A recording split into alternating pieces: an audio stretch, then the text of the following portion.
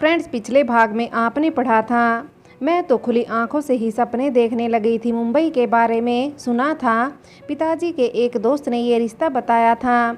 उनके वहाँ से कहलवाया गया कि शादी बिल्कुल शादी होगी और उन्हें दहेज में कुछ नहीं चाहिए। माँ और पिताजी तो बहुत खुश थे इस रिश्ते से। माना कि उन्होंने मना किया था, पर फिर भी माँ पिताजी ने मेरे ससुराल वालों को कपड़े और मुझे भी साड़ी, गहने, बर्तन आदि ज़रूरत का सामान दिया। सारे गांव वाले मेरी खुशकिस्मती समझ रहे थे कि इतना अच्छा ससुराल मिला। शादी से पहले आस पड़ोस की शादीशुदा सहेलियां और भाभीयों ने मुझे काफ़ी कुछ समझाया था, पति पत्नी के रिश्तों के बारे में और मुझे कब क्या करना चाहिए वगैरह। माँ, ताई, काकी और दादी सब मुझे बहू को कैसा रहना चाहिए ये भी समझाया कई बार।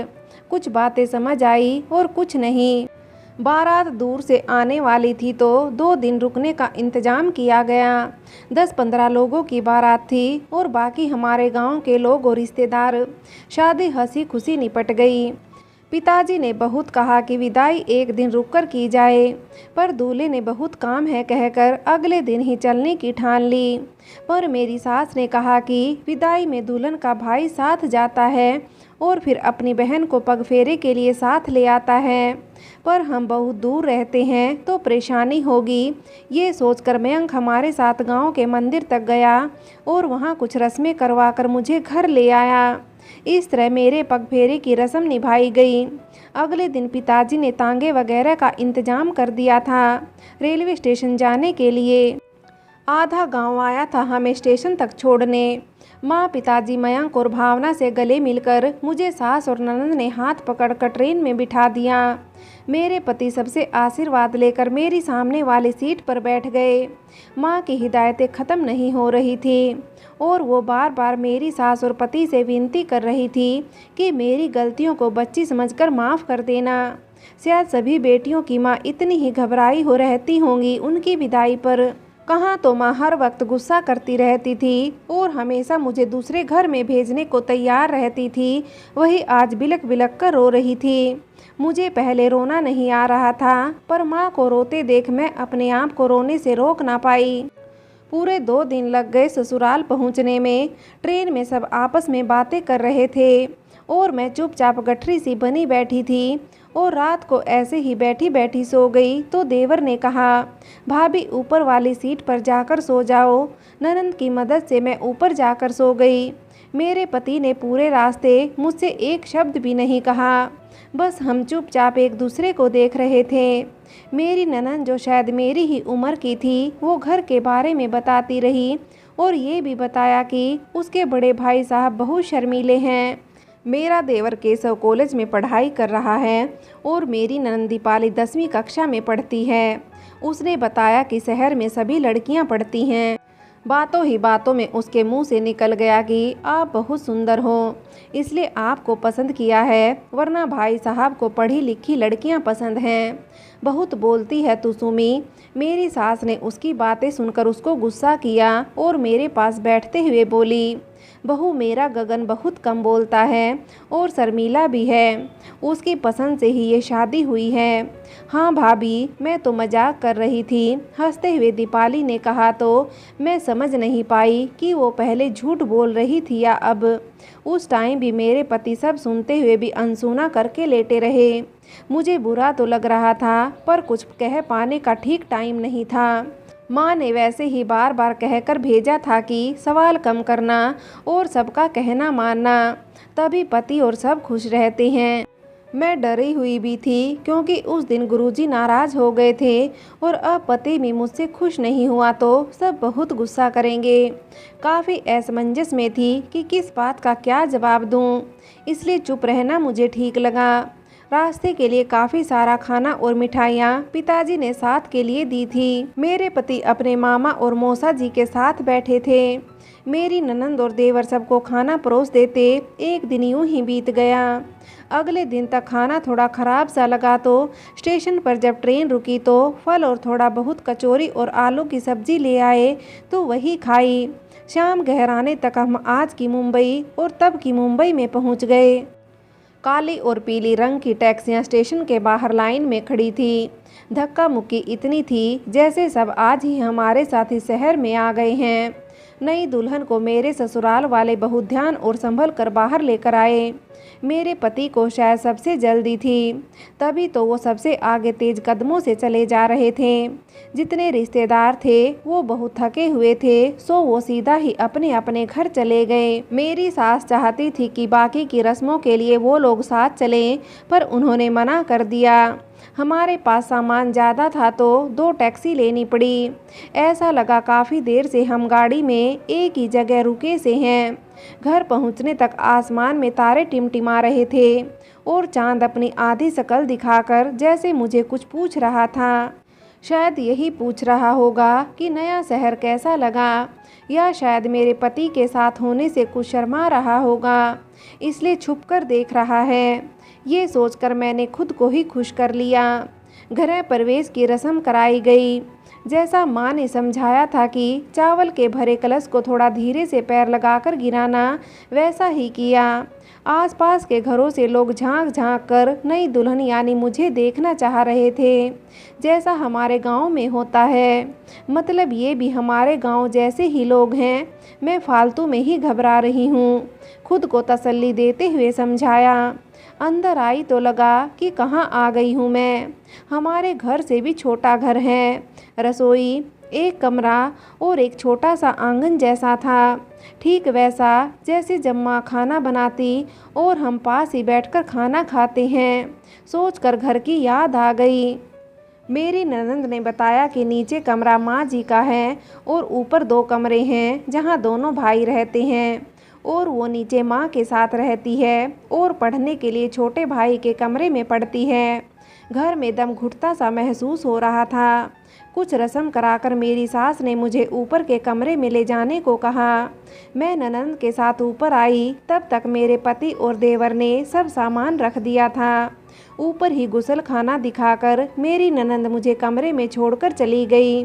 मेरे पति नीचे चले गए थे और मैं सोच सोच कर परेशान कि यहाँ न तो बाहर बैठने को आंगन है, न ही खुली छत। मेरा घर भी बहुत बड़ा नहीं, पर धूप बरसात चांदनी रात को मैं देख सकती थी। पर ये तो ऐसा लग रहा था जैसे कि कोई कबूतर खाना हो। घर में घुसने से पहले आसपास भी ऐसे ही घर नजर आए। घर की सीढ़ियाँ ऐसी थी कि एक बारी में एक ही इंसान चढ़ सकता है, वो भी ऊंची और खड़ी सीढ़ियाँ। कभी गिर जाओ तो बिना रुके सीधा नीचे आ जाऊंगी। मैं तो वैसे ही अपने घर में चीज़ों से टकराती रहती थी। माँ ने कहा था कि घर के सभी काम अच्छे से करना और सास जैसे कहे वैसे करना। यहाँ तू जैसे करती थी वो भूल जाना और उनकी हर बात को ध्यान से सुनना, वगैरह वगैरह, जैसा कि शायद हर माँ अपनी बेटी को सिखाती होगी। जब बहुत देर हो गई बैठे हुए तो मैं हाथ मुँह धोने के लिए उठ गई। मन तो कर रहा था कि नहा लूं, पर समझ नहीं आ रहा था कि ऐसे नहाने जाऊं या नहीं। काफ़ी सोचने के बाद अपनी संदूक से कपड़े निकाले और नहाने चली गई। नहाने के लिए गुसलखाने में पानी का ड्रम भरा रखा था। ड्रम देखकर याद आया कि ननंद ने बातों ही बातों में बताया था कि यहाँ पानी की किल्लत बहुत है, तो सब संभल कर इस्तेमाल करते हैं। मैंने वहाँ पास रखी बाल्टी में पानी लिया और कुछ देर में नहाकर निकली। जैसे तैसे साड़ी लपेटकर कमरे में आई, फिर साड़ी को ठीक किया। कुछ देर बाद ननंद मुझे खाना देकर चली गई और बोली, आज आप थकी हो तो इसलिए ऊपर ही खाना ले आई। आप खाना खाकर आराम करो, कल सुबह 5 बजे तक तैयार होना है, गुरुजी के आश्रम जाना है। मैंने ठीक है में सर हिला दिया। मैं पूछना तो चाहती थी कि उनके भाई साहब कहाँ हैं, पर पूछ नहीं पाई। थोड़ी देर में वो झूठे बर्तन लेने आई और उन्होंने मुझे बताया कि पति अभी आ रहे हैं। सुनकर मैं शर्मा गई। आखिर वो वक्त आ ही गया जिसका मैं इतनी देर से इंतज़ार कर रही थी। जितना भी सुहागरात के बारे में मैं सबसे सुनकर आई थी, सब कुछ सोचकर मन रोमांच से भर गया। कितनी ही कल्पनाएं कर रही थी, मुझे खुद ही याद नहीं। कुछ ही देर बाद वो आए और कमरे में घुसते ही चिटकनी लगा दी। मैं पलंग पर बैठी थी, शर्माई और सकुचाई सी। पति पलंग के दूसरे कोने पर आकर बैठ गए और बोले, आध्या, तुम बहुत सुंदर हो, पर अभी तुम छोटी हो। मैंने सुना है कि तुम पढ़ाई में बहुत अच्छी हो, तो मैं चाहता हूँ कि तुम पढ़ो, इसलिए तुम्हारा एडमिशन ओपन स्कूल में करा देता हूँ।